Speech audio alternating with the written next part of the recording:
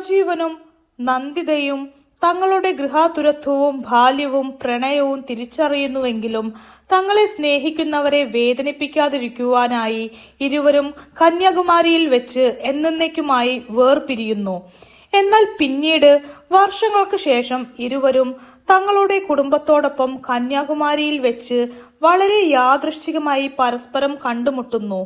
ഇവിടെയാണ് മേഘമൽഹാർ എന്ന സിനിമ അവസാനിക്കുന്നത്.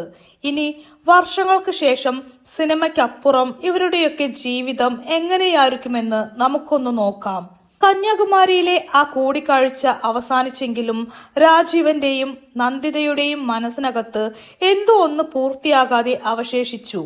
വർഷങ്ങൾക്ക് ശേഷമുള്ള അന്നത്തെ ആ കൂടിക്കാഴ്ച കഴിഞ്ഞ് പിരിഞ്ഞ ആ നിമിഷത്തിലാണ് രാജീവനും നന്ദിതയും ഒരു സത്യം വ്യക്തമായി മനസ്സിലാക്കുന്നത്.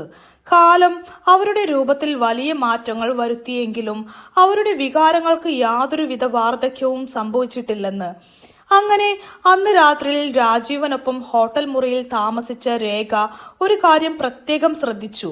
പതിവായി സംസാരിക്കുന്ന രാജീവൻ അന്ന് അസാധാരണമായി നിശബ്ദനാണെന്ന്. എന്താ, സുഖമില്ലേ എന്നാണ് അതിന്റെ കാരണം അറിയുവാനായി രേഖ രാജീവനോട് ചോദിച്ച ചോദ്യം.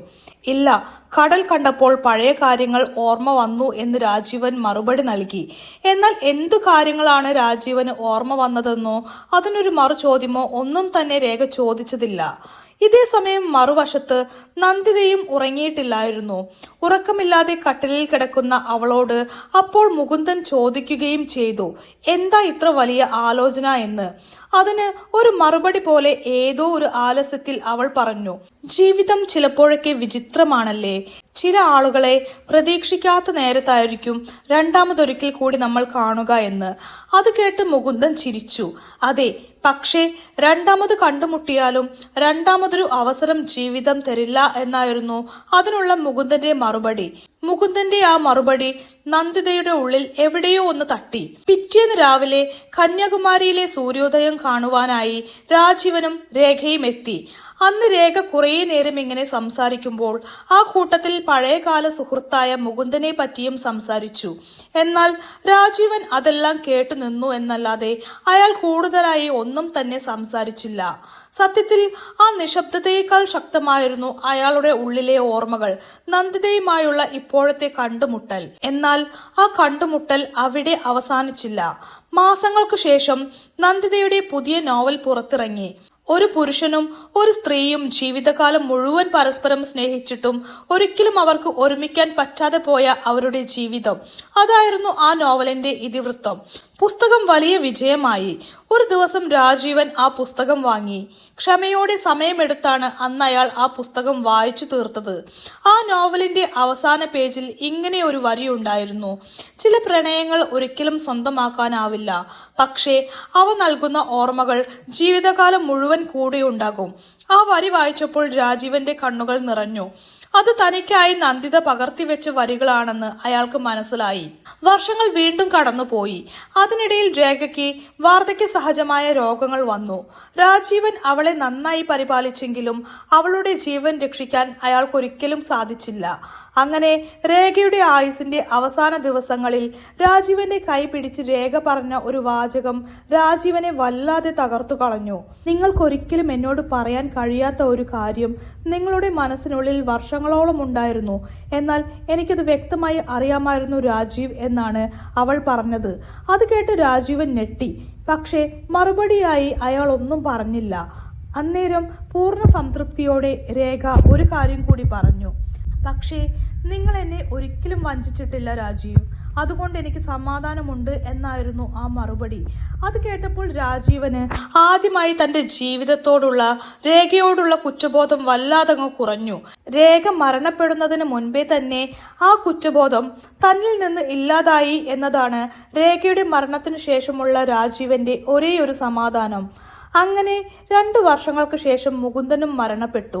ഒരു അറ്റാക്കായിരുന്നു മരണകാരണം. ആ മരണത്തിനു ശേഷം 7-8 മാസം കഴിഞ്ഞാണ് ഒരു സാഹിത്യ പരിപാടിയിൽ വെച്ച് രാജീവനും നന്ദിതയും വീണ്ടും കണ്ടുമുട്ടുന്നത്. ഇത്തവണ അവർക്ക് പ്രായം കുറെ കൂടി മുൻപോട്ട് പോയിരിക്കുന്നു. മക്കളെയെല്ലാം വിവാഹം കഴിച്ച് സുരക്ഷിതരാക്കിയ പങ്കാളികളെ നഷ്ടപ്പെട്ട ഇരുവർക്കും ഇത്തവണ ജീവിതത്തിൽ ആദ്യമായി ആരോടും വിശദീകരണം നൽകേണ്ട ബാധ്യതയില്ല എന്നൊരു സാഹചര്യം വരുന്നു. എന്നിട്ടും അവർ പഴയതുപോലെ നല്ല സുഹൃത്തുക്കൾ എന്ന നിലയിൽ പരസ്പരം സംസാരിച്ചു. നല്ലൊരു സൗഹൃദം അവർക്കിടയിൽ നിലനിർത്തി. അതിനപ്പുറം ആ ബന്ധം ഒരിക്കലും വികസിച്ചില്ല.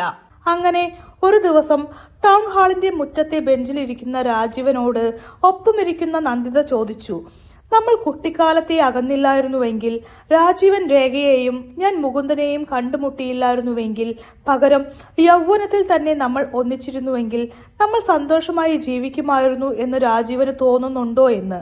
അത് കേട്ട് രാജീവൻ കുറച്ചുനേരം മിണ്ടാതെയിരുന്നു. ശേഷം പറഞ്ഞു, ഇല്ല. എന്തുകൊണ്ട്? നന്ദിത ആകാംക്ഷയോടെ ചോദിച്ചു. അങ്ങനെ സംഭവിച്ചിരുന്നുവെങ്കിൽ നമുക്കിടയിലെ ആ മനോഹരമായ പ്രണയം എന്നേക്കുമായി ഇല്ലാതായേനെ എന്നായിരുന്നു രാജീവന്റെ അപ്പോഴത്തെ മറുപടി. അത് കേട്ട് നന്ദിത ചിരിച്ചു. കാരണം ഒരു ചിരിയോടെയാണ് നന്ദിത ആ ചോദ്യം ചോദിച്ചത്. ഒരുമിച്ച് ജീവിച്ചിരുന്നുവെങ്കിൽ മറ്റെല്ലാ ദമ്പതികളെയും പോലെ നമ്മളും വഴക്കിട്ടേനെ, പരസ്പരം മടുത്തിട്ടും ഒരു അഡ്ജസ്റ്റ്മെന്റ് പോലെ ജീവിച്ചേനെ. പക്ഷേ അന്നും ഇന്നും നീ എൻ്റെ ജീവിതത്തിലെ ഏറ്റവും മനോഹരമായ അപൂർണതയാണ് എന്നയാൾ പറഞ്ഞു. അത് കേട്ട് നന്ദിതയുടെ കണ്ണുകൾ നിറഞ്ഞു. അങ്ങനെ പിറ്റേ ദിവസം രാജീവനും നന്ദിതയും കന്യാകുമാരി കടൽ തീരത്തിരിക്കുകയാണ്. അവരുടെ കൈകൾ പരസ്പരം ചേർന്നിരിക്കുന്നു. സൂര്യൻ അസ്തമിക്കുകയാണ്. ഇത്തവണ അവർ തമ്മിൽ ഒന്നും സംസാരിച്ചില്ല.